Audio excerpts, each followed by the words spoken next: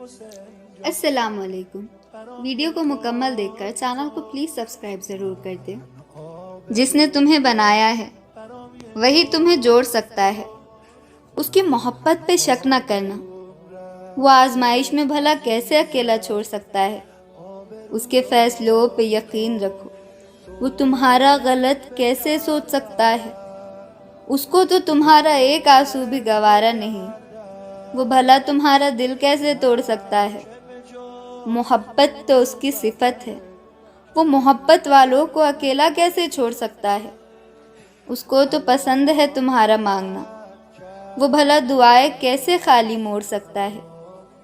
جس کے لیے اللہ تعالیٰ نے اس سے بات چیت کر کے انس پیدا کرنے اور اس کی تکلیفوں اور شکایتوں کو سننے کا ارادہ کیا ہے، اس لیے کہ وہ اللہ کے سب سے قریبی بندوں میں سے ہے۔ لہذا قابل مبارکباد ہے وہ لوگ جن کو اللہ رب العزت کی جانب سے اس کے سامنے بیٹھنے، اس کو باتیں سنانے اور اس سے مناجات کرنے کی لذت حاصل کرنے کا دعوت نامہ ملا ہے۔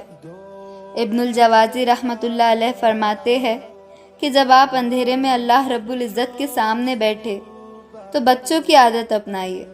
بچہ جب کوئی چیز مانگتا ہے اور اسے نہیں دی جاتی تو وہ رونے لگتا ہے، حتیٰ کہ اسے وہ چیز مل جائے۔ آپ بھی ایسے بچے بن جائیے اور اپنی ضروریات کا سوال کیجیے۔ جانتے ہو معجزے کب ہوتے ہیں؟ معجزے تب ہوتے ہیں جب ہمارے الفاظ ناکام ہو جاتے ہیں اور الفاظوں کی جگہ آنسو ہمارا حال دل بیان کرنے لگتے ہیں، جب ہمارے صبر کی آخری حد ہوتی ہے اور تمام دروازے بند نظر آ رہے ہوتے ہیں، مگر دل پھر بھی کہہ رہا ہوتا ہے بس تھوڑا صبر اور یہ راستے تیرا رب خود بنائے گا۔ ایک دن یہ دروازے جو تجھے بند نظر آ رہے ہیں، ایک دن تیرا رب ایک نہیں 100 دروازے کھول دے گا۔ لوگوں کو کہتے سنا ہے کہ ہمارا پریشان ہو جانا اس لیے ہوتا ہے کہ ہمارا ایمان کمزور ہے، ہم اداس اس لیے ہوتے ہیں کیونکہ ہمارا اللہ پر توکل نہیں ہے۔ ایسا نہیں ہوتا۔ اگر ایسا ہوتا تو نبیوں کو خدا کبھی دکھ ہی نہیں دیتا، اور دیتا بھی تو اللہ کے ولیوں کی آنکھ سے ایک آنسو نہ گرتا۔ مگر نہیں، وہ بھی روئے تھے، وہ بھی اداس ہوئے تھے۔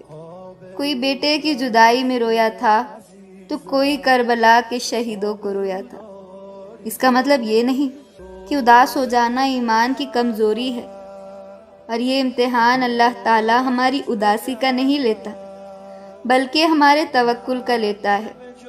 آج ہم کسی چیز کو لے کے اداس ہے، دکھ میں بھی اللہ پر بھروسہ بنائے رکھنا، پھر چاہے ہم کتنے ہی اداس کیوں نہ ہو جائے، توکل ہمیشہ رہنا چاہیے، تو کل کو کسی چیز پہ خوش ہوں گے۔ ہم انسانوں کا مزاج تبدیل ہوتا رہتا ہے، لیکن توکل، ایمان اور بھروسہ تبدیل نہیں ہوتا اگر مضبوط ہو تو۔ اور یہی تو امتحان ہے